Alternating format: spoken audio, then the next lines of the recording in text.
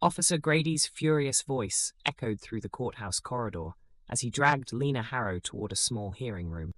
Interfering with a police investigation, he snarled, rattling off one trumped-up charge after another.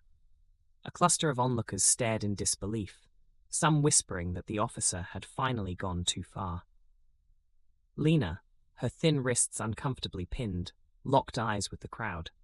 Despite her predicament, there was an unshakable resolve in her gaze, a silent promise that she would not be broken by yet another display of unwarranted power.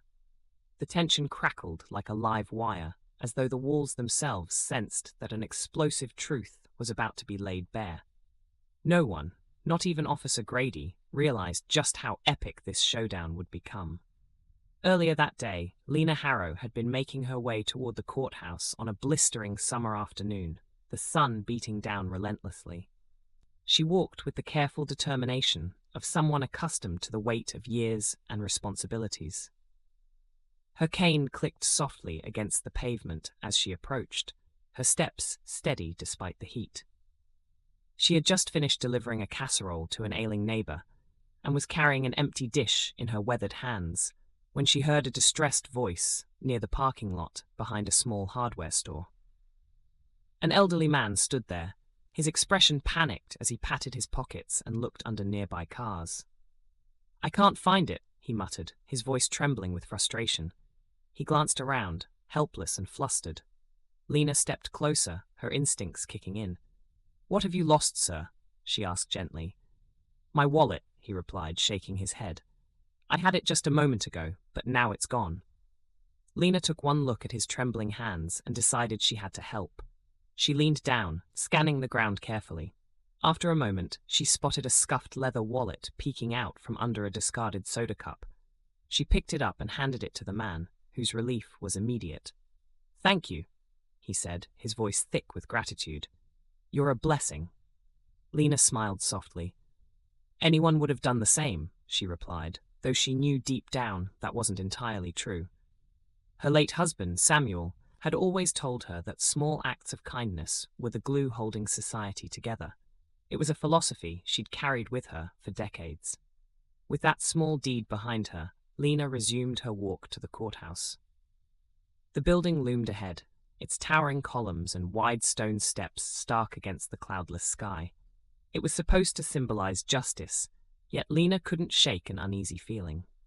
The older she got, the more she realized that justice often felt like an uphill climb, especially for people like her.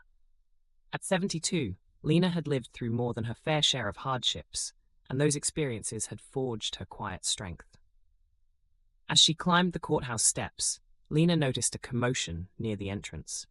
A tall, broad-shouldered police officer with a square jaw and a nameplate that read Grady was looming over a teenage girl. The girl, no older than 16, clutched her school backpack tightly and avoided Grady's accusing glare. "Loitering," Grady barked. "This is public property, not your playground." The girl stammered a weak reply, her voice barely audible. Lena's steps faltered. She recognized the fear in the teenager's posture, the way her shoulders hunched as though bracing for an inevitable blow. Something about the scene churned in Lena's stomach. She adjusted her grip on her cane and stepped forward, her voice calm but firm. "Is there a problem here, officer?" Grady turned sharply, his eyes narrowing at the interruption. "Stay out of it, ma'am," he snapped. "This doesn't concern you." Lena's gaze didn't waver. "She's not doing anything wrong. This is a public building. She has every right to be here." Grady's lips curled into a sneer. "You people," he muttered, "always sticking your nose where it doesn't belong." Lena felt a slow burn in her chest. She'd heard those words before, spoken with the same disdain. Still, she kept her composure. "She's just a child," Lena said evenly. "Let her go." Grady's grip on the girl's backpack slackened for just a moment, and the teenager took her chance, darting away into the crowd of onlookers that had gathered nearby. Furious, Grady turned back to Lena, his face red with anger. "You want to interfere? Fine," he growled, seizing Lena's arm in a vice-like grip. "You can explain yourself inside." Gasps rippled through the crowd. A few people protested, but no one stepped forward to stop him. Lena's heart thundered in her chest, but she forced herself to stay calm. "I have nothing to hide," she said quietly. Grady dragged her through the courthouse doors, his boots echoing on the marble floors. The air inside was cooler, but the stares of curious onlookers made it no less oppressive. A few recognized Grady and muttered among themselves. His reputation preceded him, it seemed. Lena was ushered into a small hearing room. The space wasn't crowded, but the few people present formed a tense, expectant audience. Grady wasted no time listing his accusations: obstruction, disturbing the peace, even an absurd claim of resisting arrest. Each charge was more preposterous than the last, but Lena remained composed, her expression unreadable. The court clerk, a woman with sharp eyes and a no-nonsense demeanor, glanced at Lena sympathetically as she recorded the officer's tirade. Meanwhile, Grady puffed himself up, clearly relishing his performance. His words dripped with condescension, and Lena could see the satisfaction he took in asserting his authority. Judge Abernathy entered the room, his robe swishing softly as he took his seat at the bench. An older man with a sharp mind and a discerning gaze, he peered down at Grady and Lena with a faint frown. "Officer Grady," the judge began, his tone measured, "please explain how Mrs. Harrow posed a threat." Grady launched into an exaggerated account, painting Lena as an aggressive instigator who had hindered his ability to perform his duties.